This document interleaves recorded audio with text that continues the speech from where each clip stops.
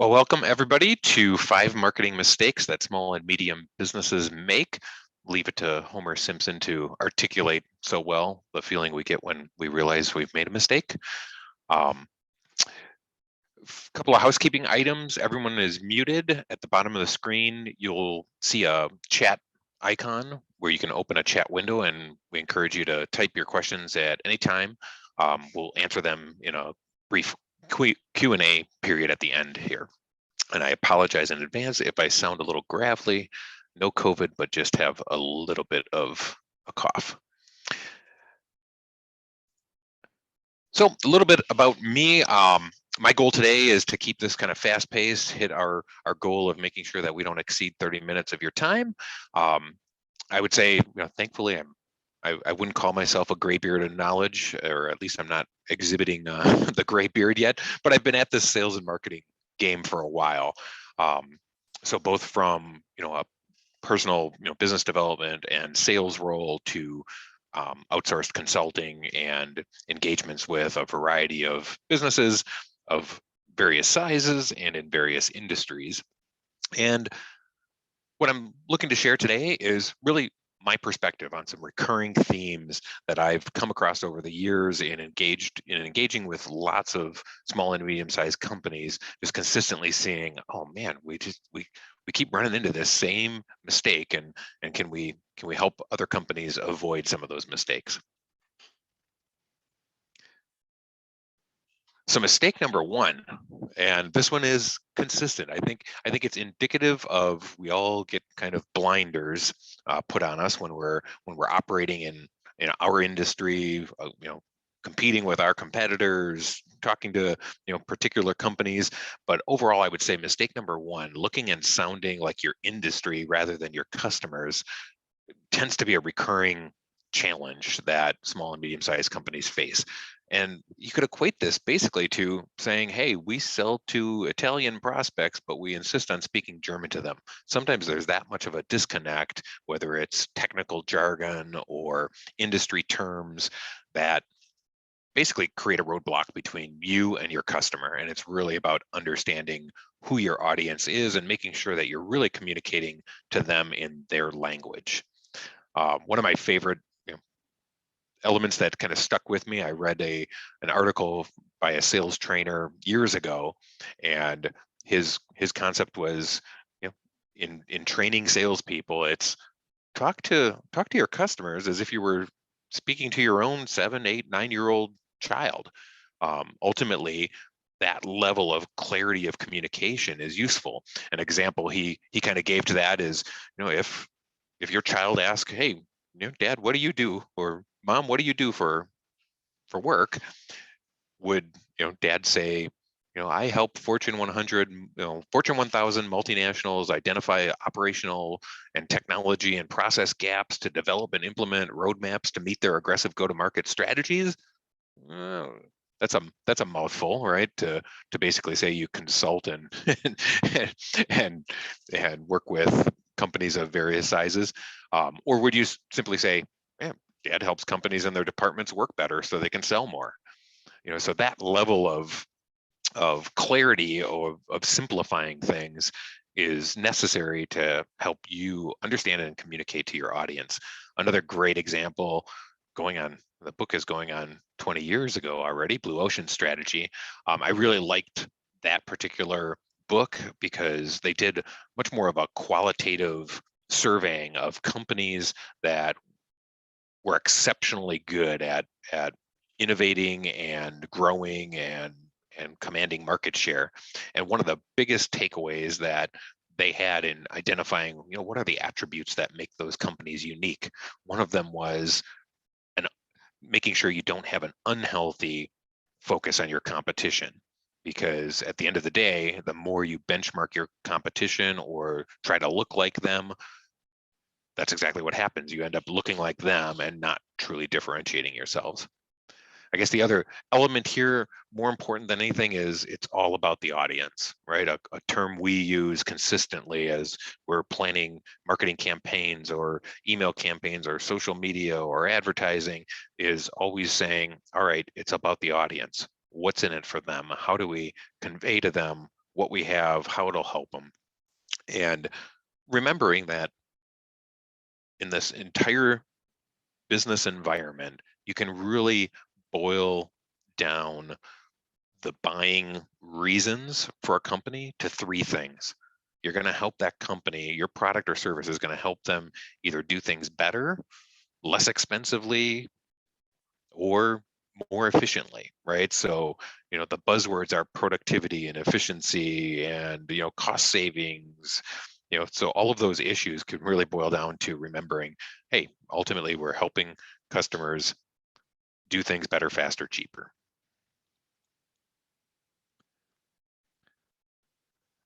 Mistake number 2, choosing the wrong tactics or being sold things by marketing specialists. So this one actually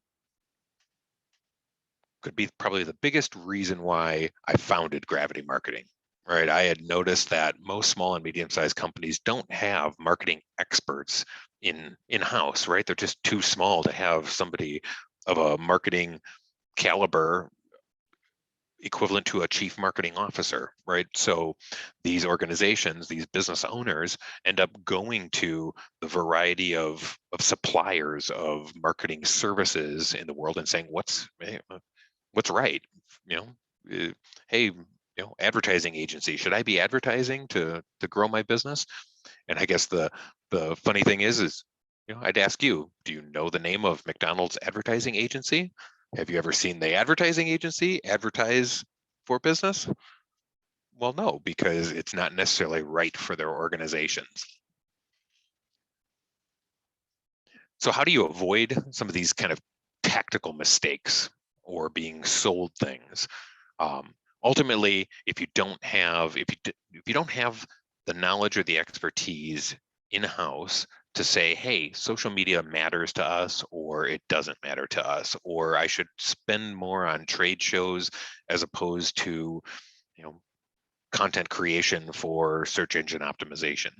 If you don't have that figured out, then it's really beholden on you as the business owner to get a trusted opinion about the actual tactic before you necessarily trust the provider, right? To know that, oh, I should go talk to advertising agencies because advertising is a viable channel for me, versus I should go to a web and an SEO company because that's the best way for me to spend my money.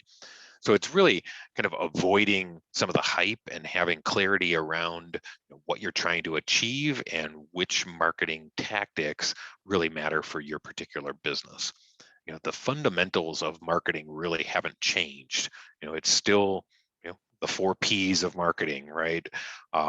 Versus, just the modes, the identifying where your audience congregates and communicates, right? If that's an industry trade publication or a blog on a website, or they may be one and the same these days, it's understanding where your audience is and figuring out how to best reach them at the most affordable price. So that being said, it's not to scapegoat the providers of particular capabilities, whether it's the advertising agencies. It's really just remembering there's 1,000,001 marketing tactics out there, and they all serve a purpose, and they're all fundamentally good when they're deployed in the right situations. It's really just about understanding which tactics matter for your business versus others. We take that to heart here at Gravity as well when we're managing budgets and executing campaigns. It's really always keeping your marketing dollars fighting each other based on effectiveness. Should we spend more in social media and less on this other tactic, or vice versa? Mistake number 3. Oh, this one pains me. And if we have any sales managers in the audience, if your salesperson says to you when you ask about, hey, how's the proposal going with XYZ prospect, if they say, well, I presented it and I guess we'll have to wait and see, ooh, that's painful. Ultimately, that sales function is, well, you're supposed to be helping to compel them to move forward in the process, not just passively waiting for them to decide on their own, right?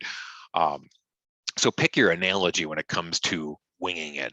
The problem it creates is if you don't, the saying is an ounce of prevention is worth a pound of cure, right? If you're not putting a stake in the ground and saying, hey, we're going to spend this money, we're going to do this activity, and we expect X from it. If you don't do that up front, even if it's just a few bullet points, any plan is better than no plan, because I can tell you the countless strategy sessions, post trade show that we participated in with some of our customers, where it was, oh, well, we decided to go to this trade show, and then we're asking, hey, how did it go? Were the right customers there, or the right prospects there? Did we generate leads? What do the leads look like? If an expectation wasn't set, it's almost impossible afterwards to evaluate whether it was successful or not. I think the other big area that causes challenges for small and medium-sized companies is not understanding how to value marketing's effort, and how to value the return on the investment. Most companies have a really good handle of basic break-even analysis. All right, we're going to spend $15,000 to go to this trade show. If we get 4 sales of this size, we feel great about that trade show. Well, at the same time, that might not represent your actual sales cycle or the lifetime value of the customers. So we have one way to think of this is subscription businesses are extremely popular at the moment, right? And those metrics, you can spend 3 to 4 times the monthly subscription value to acquire the customer, so long as you know that customer remains with you for more months than than it costs you. So setting those goals and results, in any form before you're going to do something, and you don't have to overthink it, right? Just create some level of accountability to the expectation as you invest in some type of marketing activity.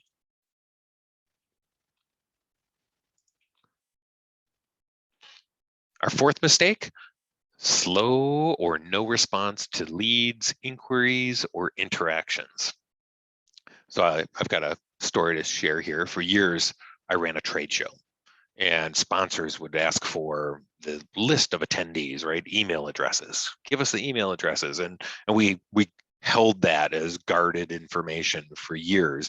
Then we kind of got to a point where it's, well, we could actually sell a few more sponsorships if we agreed to provide email lists. And we were always balancing as the show producer, right? We didn't want every sponsor to be bombarding every attendee with offers post show.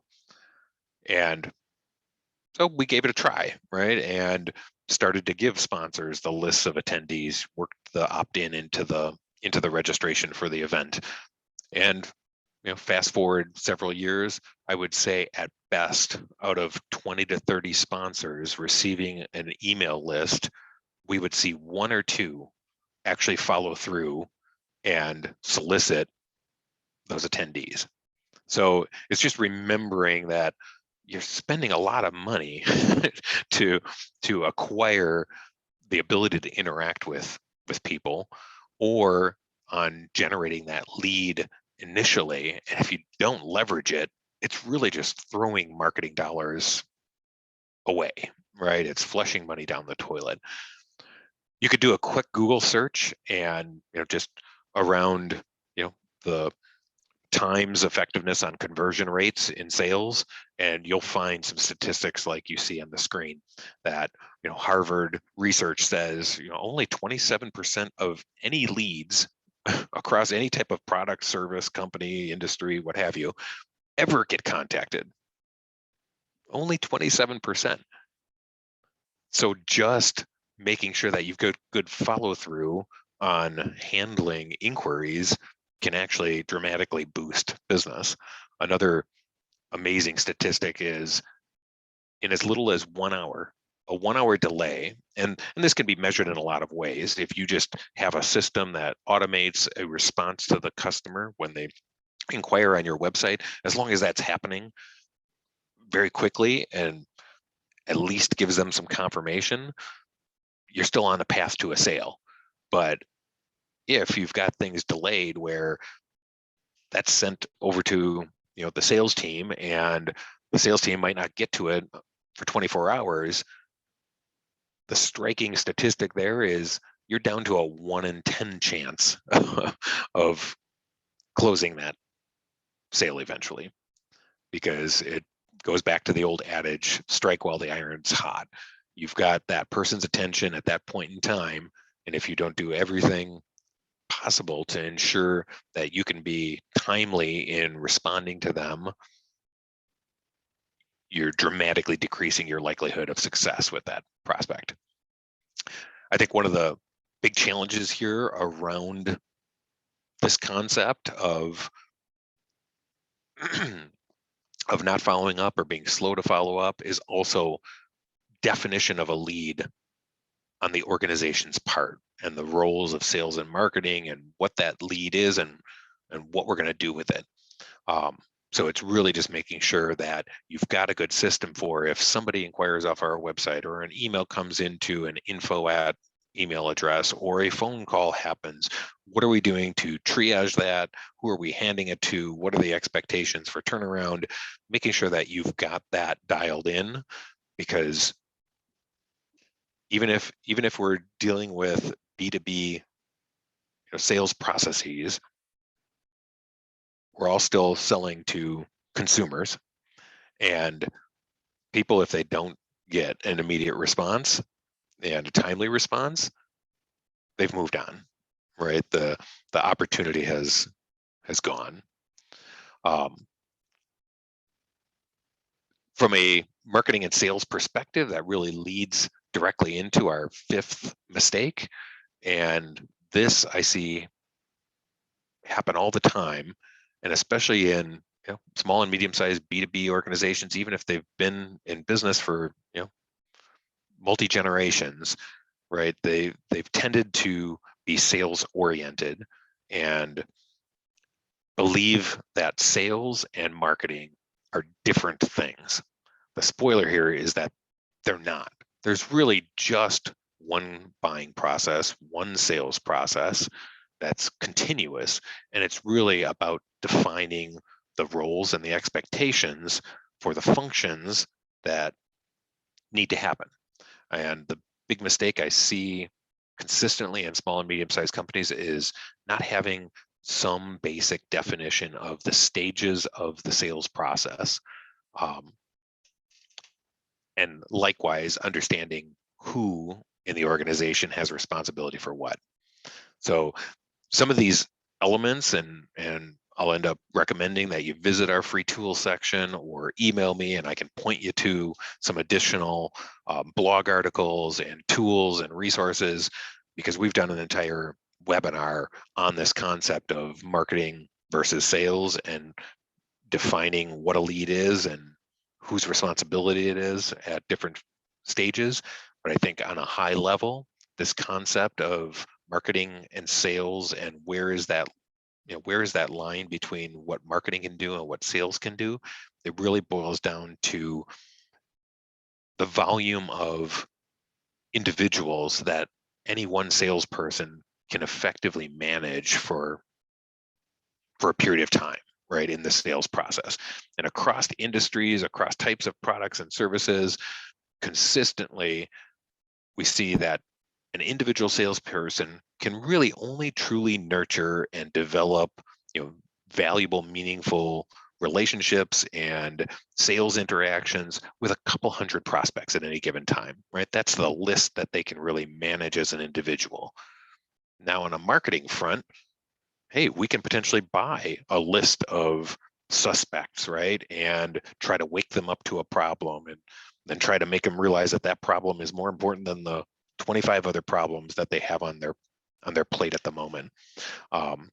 Then, and only then, once we've gotten them to realize the problem is important enough to address, that's when they're willing to think, oh, okay, maybe that company can actually help me solve the problem, right?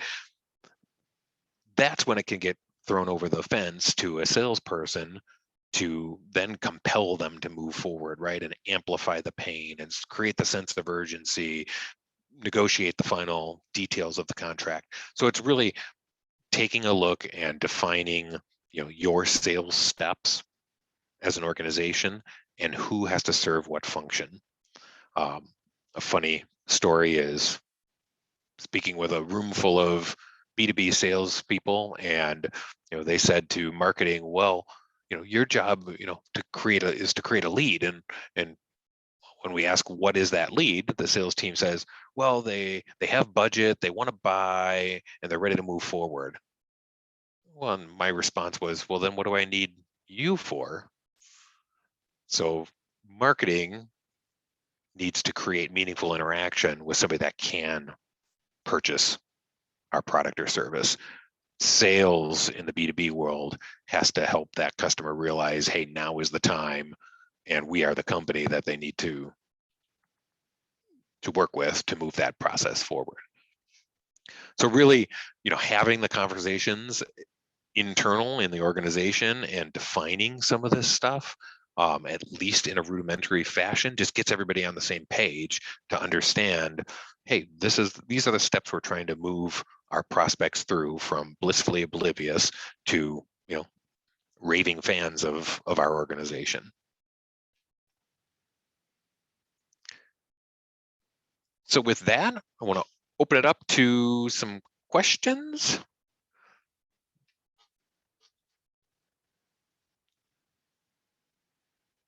And it looks like we have a question on one of the slides. You identified social media and SEO as danger areas. How so?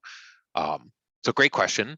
So I think the reason why I tell business owners of small and medium-sized companies to beware of social media and SEO is twofold. On the SEO front, there's still a large number of organizations that kind of focus on the technical optimization of a website. And for the most part, if your company is on a WordPress platform, the technical side of SEO has been eliminated. Though, that those core, technical aspects that Google looks at to rank your website above others are satisfied. It's really about focusing on content creation for your audience.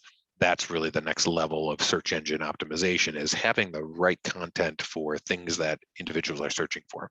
On the social media front, I think that really boils down to the danger area is understanding the front end of social media, which is more the organic. Should we have a page on Facebook? And should we be interacting with our customers and prospects through that channel, versus the back end paid advertising opportunities of a Facebook or a LinkedIn, where your organization doesn't necessarily even have to have a front-facing presence on it to leverage Facebook's ability to target particular attributes of, types of people that make a good match for who you're looking to sell to. Second question, we're an engineering technical service. How do you make that simple? So I would say it's a balance. So you still have to be technically credible enough in the eyes of your customers, but I would argue that companies still are buying on the core business issues, that they're looking to improve their productivity, lower costs, or increase quality. One of the trends that has been active in the marketplace is a lot of larger organizations are hiring and creating a position under the marketing umbrella that they call a brand journalist. And this is something that we effectively wear as a hat for our clients, where that journalistic approach, where we can interview a technical subject matter expert inside of an organization, but then really craft the messaging to convey and translate the technical elements to the particular audience we're speaking to, is is key to really understanding, who your audience is and how to communicate with them. And it looks like that was the last question.